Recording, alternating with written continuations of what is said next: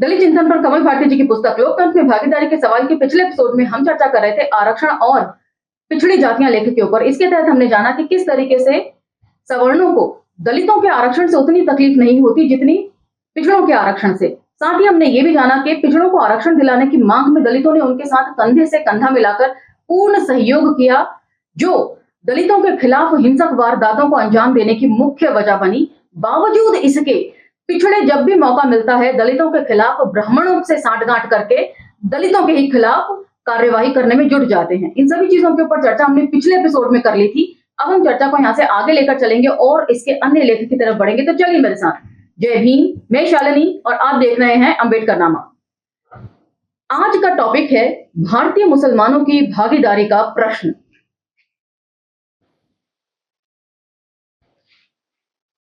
और इस एपिसोड में हम जानेंगे कि आरक्षण किस तरीके से आपकी आर्थिक और सामाजिक उत्थान में सहायक होता है। शिक्षा में भी ये भरपूर सहयोग करता है और साथ ही एक बुद्धिजीवी को जात नहीं जमात के बारे में हमेशा सोचना चाहिए। चलिए, भारतीय मुसलमानों की भागीदारी का प्रश्न।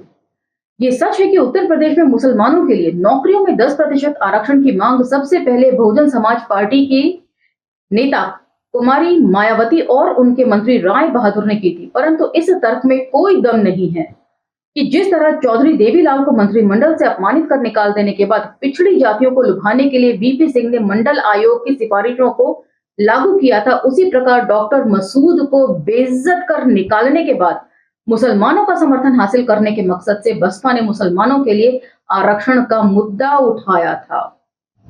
दरअसल बहुजन समाज पार्टी को जो भारतीय भागीदारी आंदोलन है, मुसलमानों के लिए आरक्षण की मांग उसी का हिस्सा है। बसपा आरक्षण की विरोधी है।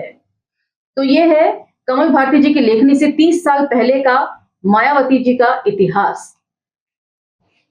पिछली लोकसभा में यह कोई अनायास ही नहीं था कि रमेश विधुरी द्वारा भरी संसद में बसपा सांसद दानिश अली का जब अपमान किया गया तो बसपा ने उस पर चुप्पी साध ली। न केवल चुप्पी साधी बल्कि अनुशासनहीनता का आरोप लगाकर दानिश अली जी को बसपा से ही निष्कासित कर दिया गया। आप चाहें तो इसके लिए अंबेडकर नामा को गाली दे सकते हैं, लेकिन बेहतर ये होगा कि आप लोग विचार मंथन करें। पर यहां सवाल आरक्षण का नहीं है, भारतीय मुसलमानों की भागीदारी का है। यहां तक शासन प्रशासन में भागीदारी का प्रश्न है तो न अभी तक पिछड़ी जातियों को उचित भागीदारी मिली है और न तो अल्पसंख्यक समुदायों को ही। अल्पसंख्यकों में मुसलमानों की स्थिति तो दयनीय है ही, प्रशासन में आज उनकी उतनी भागीदारी भी नहीं है जितनी कभी मुस्लिम शासन में हिंदुओं को हासिल थी। Point to be noted. Sense of justice का जहां तक सवाल है तो वो मुसलमानों में ज्यादा है, हिंदुओं में कम है। फेसबुक पर इसी बाबत मैंने एक छोटी सी कविता लिखी थी 4 पंक्तियों की, जो उस इंसिडेंस को लेकर थी जब बीएचयू में एक मुस्लिम अध्यापक को संस्कृत पढ़ाने से मना कर दिया गया था।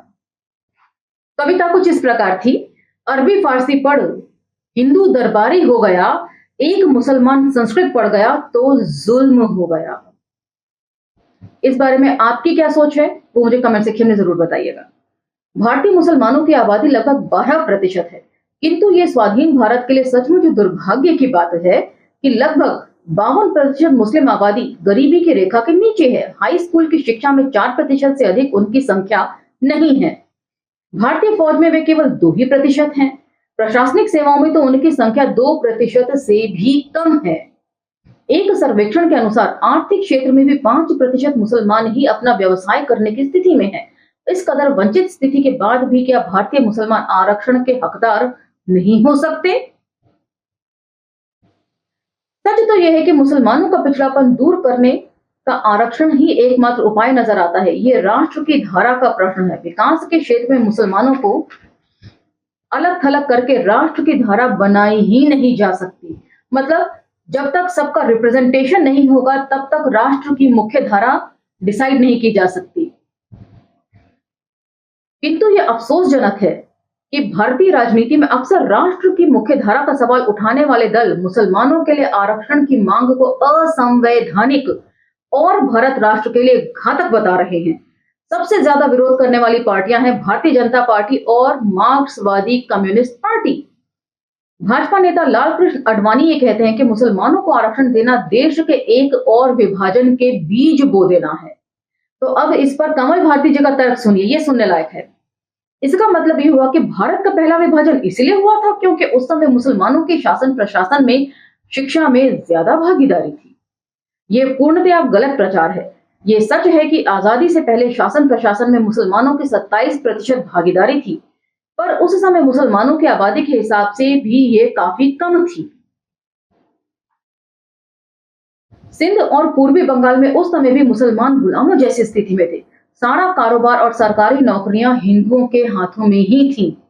मंत्रिमंडलों में गृह जैसे महत्वपूर्ण विभाग उस समय भी मुसलमानों को नहीं दिए जाते थे। इसी उपेक्षा के गर्भ से पाकिस्तान का जन्म हुआ है। आज भी अल्पसंख्यक समुदाय के अधिकारों का हनन करके राष्ट्र और देश को मजबूत रखने की बात कहना बेमानी है।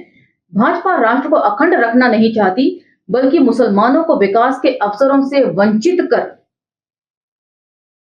राष्ट्र को कमजोर करना चाहती है। मुसलमानों में इसी पक्ष के कारण अलगाववाद पनप रहा है। और डॉक्टर राम पुनियानी जी की पुस्तक हिंसा, सांप्रदायिकता, मिथक और यथार्थ में भी हमने इन सभी बातों का जिक्र किया था।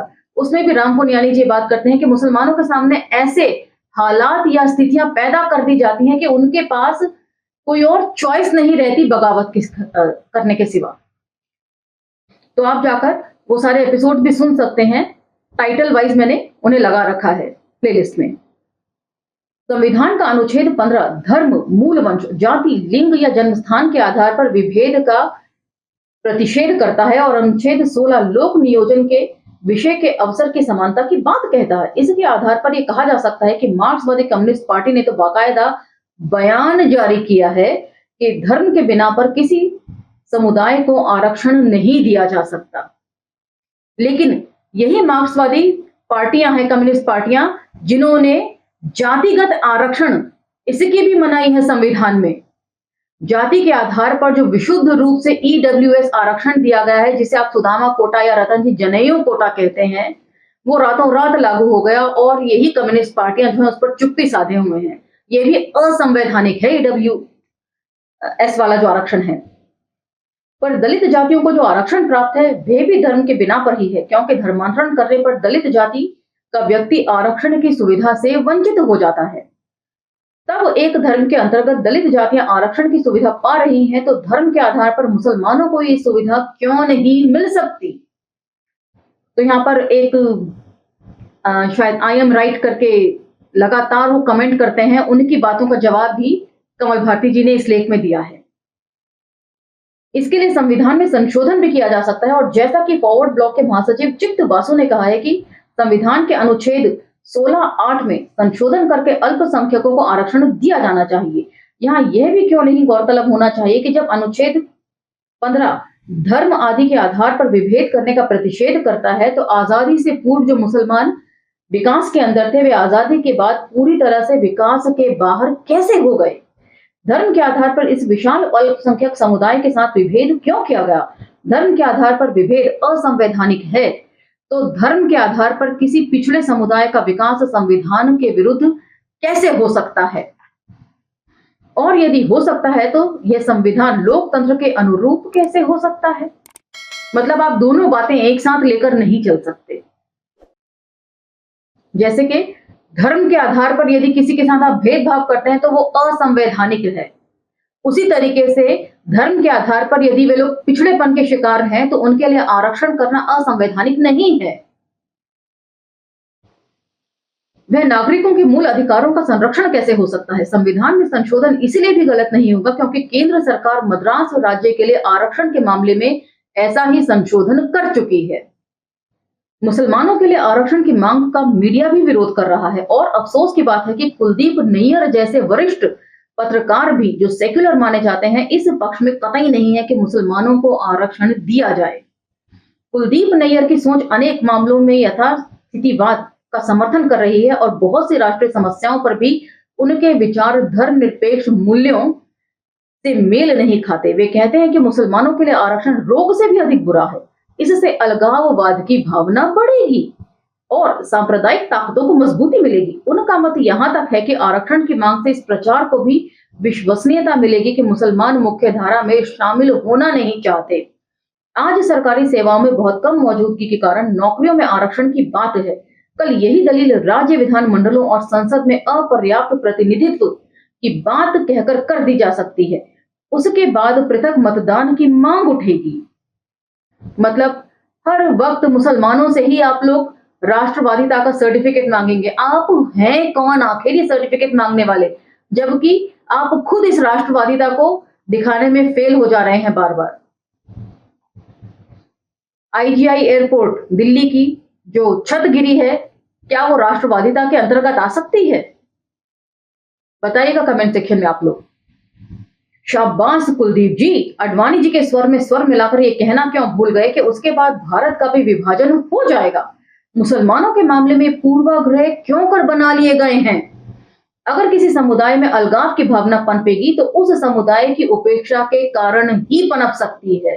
और इन सब चीजों का जिक्र जो है हमने मुर्दैया में, तुलसीराम जी की आत्मकथा मुर्दैया में पढ़ा था। उसमें भी उन्होंने बहुत अच्छे से इन सब बातों को रखा था कि नक्सल मूवमेंट एक्चुअल में था क्या और ये किन के खिलाफ था, किस तरीके से भारी उपेक्षा के शिकार थे किसान। उनके पास कोई और चॉइस नहीं थी हथियार उठाने के सिवा। आप चाहे तो उसे भी प्लेलिस्ट में जाकर सुन सकते हैं। राष्ट्र की मुख्य धारा तो तभी बनेगी जब सभी समुदायों और वर्गों को विकास के अवसर समान रूप से दिए जाएंगे। कोई 4% आबादी वाली जाति विकास के 70% अवसरों पर कब्जा किए हुए है तो ये मान लिया जाए कि वह जाति राष्ट्र की मुख्य धारा में है। इसके विपरीत किसी 12% आबादी वाला समुदाय पूरी तरह विकास से उपेक्षित किया जा रहा है तो क्या यह राष्ट्र की मुख्य धारा में है? मतलब यदि आप विकास को ही पैमाना मानते हैं मुख्य धारा में जुड़ने का, तो उस लिहाज से मुसलमान तो मुख्य धारा में कभी आ ही नहीं सकेंगे। तो ऐसे में कुलदीप नैयर जी का यह कहना कि मुसलमान खुद को मुख्य धारा से अलग समझते हैं सरासर गलत है, बेईमानी भरा स्टेटमेंट है। जिसका विकास ही नहीं हुआ तो वह मुख्य धारा से जुड़ा कैसे? और उसको मुख्य धारा से जोड़ने के लिए आरक्षण की मांग, अलगाववाद की मांग कैसे हो गई? इन सब चीजों के ऊपर लगातार विचार मंथन कीजिए।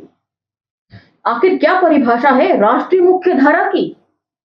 जो विकसित है और जो विकसित नहीं है, मुख्य धारा इन्हीं के बीच तय हो सकती है। जब मुख्य धारा विकास से बनती है तो मुसलमानों के मामले में राष्ट्र की मुख्य धारा के नाम पर अलगाववाद का और देश के विघटन का हुआ क्यों खड़ा किया जा रहा है? जाहिर है कि कुलदीप नैयर सरीखे पत्रकार न तो मुसलमानों को विकास से जोड़ना चाहते हैं और न उन्हें मुख्य धारा में लाना चाहते हैं। दरअसल राष्ट्रवाद के खिलाफ तो आप लोग हैं, सीधे तौर पर राष्ट्रद्रोही आप ही लोग हैं। ये ठीक है कि आज नौकरियों में आरक्षण की बात है, कल राज्य विधान मंडलों और संसद में कल प्रतिनिधित्व के आधार पर आरक्षण की मांग उठेगी। इसमें गलत क्या है? आखिर यह भी अलोकतांत्रिक ही है कि राज्यसभा, विधानमंडलों और संसद में एक ही वर्ग विशेष का वर्चस्व रहे और दूसरे वर्ग और समुदाय का प्रतिनिधित्व ही अपर्याप्त हो। ये लोकतंत्र में प्रदत्त मूल अधिकारों और भागीदारी का सवाल है। यदि मुसलमानों का प्रतिनिधित्व उनकी आबादी के हिसाब से उचित नहीं है तो उसकी मांग तो एक दिन उठेगी ही। लोकतंत्र का तकाजा तो यही कहता है कि राज्य मंडलों और संसद में भी सभी वर्गों और समुदायों की भागीदारी उनकी जनसंख्या के अनुपात से ही होनी चाहिए। मतलब अब तो जाति जनगणना हो ही जाए।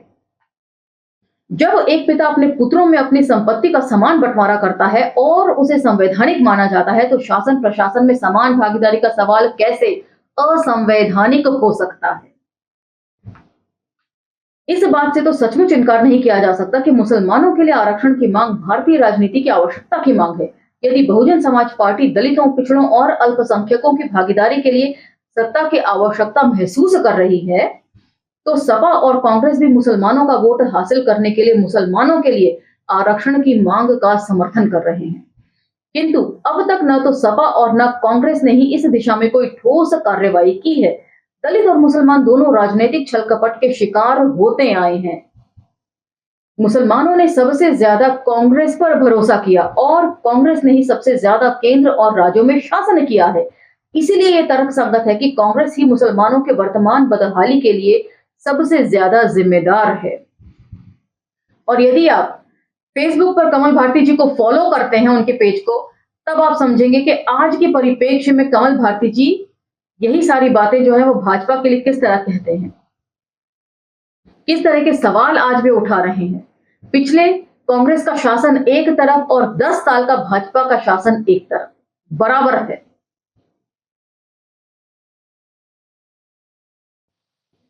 इसलिए तर्कसंगत है कि कांग्रेस ही मुसलमानों की वर्तमान बदहाली के लिए सबसे ज्यादा जिम्मेदार है। बाबरी मस्जिद की शहादत के बाद जिसमें कांग्रेस की भूमिका भी अच्छी नहीं रही, मुसलमानों में कांग्रेस के प्रति आकर्षण खत्म हुआ है। इसे फिर से पैदा करने के राजनीतिक हित ही सीताराम केसरी के मुसलमानों के लिए आरक्षण की मांग से जुड़े हैं, किंतु अभी तक कांग्रेस में इस मांग की व्यापक स्वागत नहीं हुआ है और हिंदू हितों को दृष्टि में रखते हुए कांग्रेस हाईकमान भी चुप्पी ही साधे हुए है। तो उस समय पीवी नरसिम्हा राव जो है वो कांग्रेस को लीड कर रहे थे, ये भी हमें नहीं भूलना है। उत्तर प्रदेश में समाजवादी पार्टी की सरकार को संविधान में संशोधन के लिए केंद्र को प्रस्ताव भेजा जाना चाहिए था, जो अब तक नहीं भेजा गया है।